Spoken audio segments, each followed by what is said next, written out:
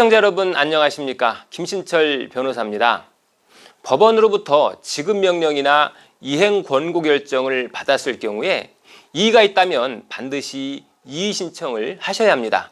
간혹 상대방이 터무니없는 주장을 한다고 무시하시거나 바빠서 깜빡하고 이의 신청 기간을 놓치는 경우가 있는데요. 이렇게 되면 지급명령이나 이행권고 결정이 확정되어서 강제 집행을 당하실 수 있습니다.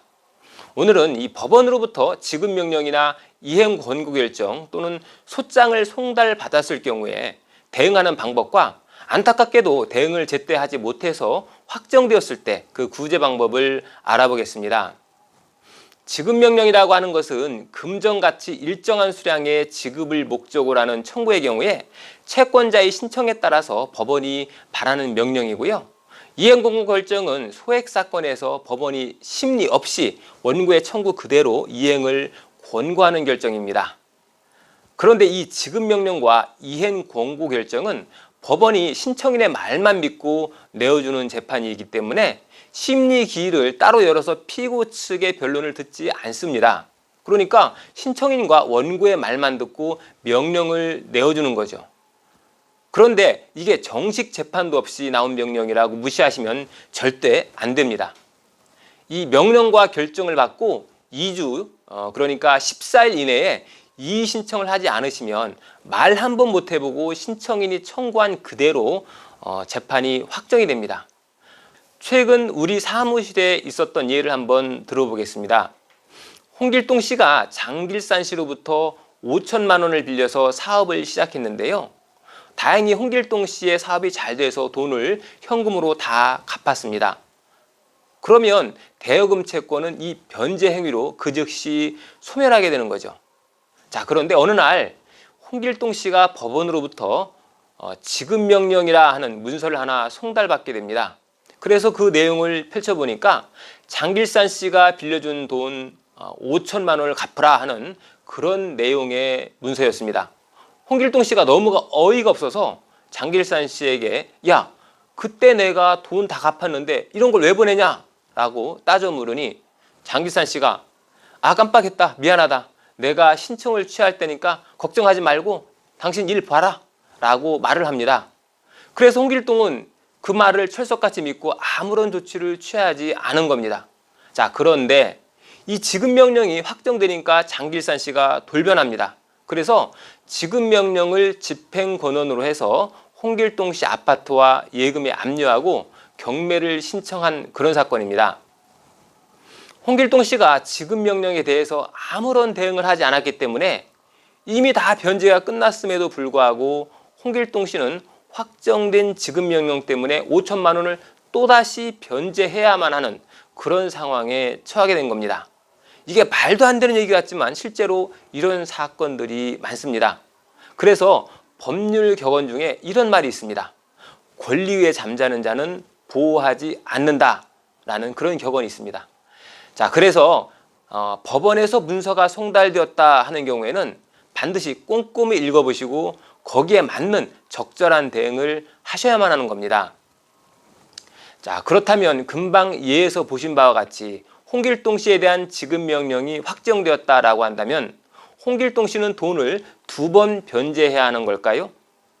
자, 이 문제는 이행권고 결정이 확정된 경우에도 똑같이 발생하는 문제입니다. 결론적으로 말씀드리면 다행히 그렇지는 않습니다. 이 지급명령이나 이행권고 결정에 대해서 2주 이내에 이의 신청을 못했다라고 하더라도 청구 이의소라고 하는 것을 제기해서 다툴 수 있습니다. 지급명령에 이의할 기회를 놓치게 되어서 지급명령이 확정되었다면 채무자는 청구 이의소를 제기해서 지급명령의 집행력을 소멸시킬 수가 있는 겁니다. 왜냐하면 이 지급명령은 법원의 일반적인 판결처럼 기판력이다라고 하는 것이 없기 때문입니다. 지급명령은 당사자에게 변론의 기회를 주지 않고 내어준 명령이기 때문에 이 기판력을 법에서 인정하지 않는 겁니다.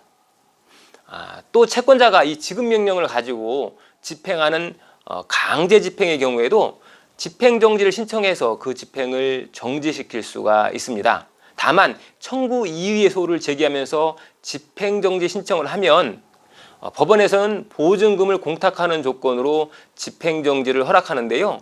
이 공탁해야 하는 돈이 청구 금액과 동일합니다. 그러니까 아까 예에서 홍길동 씨가 5천만 원짜리 지급 명령이 확정된 다음에 청구 이의소를 제기하는 경우에는 압류를 막기 위해서 이 집행정지 신청을 해야 하는데, 이때 지급 명령에서 인정된 금액 5천만 원 전체를 법원에 공탁해야 한다는 그런 겁니다. 그러니까 지급 명령이 나왔을 때 적절히 대처하지 않으면 큰 낭패를 볼 수가 있는 거죠.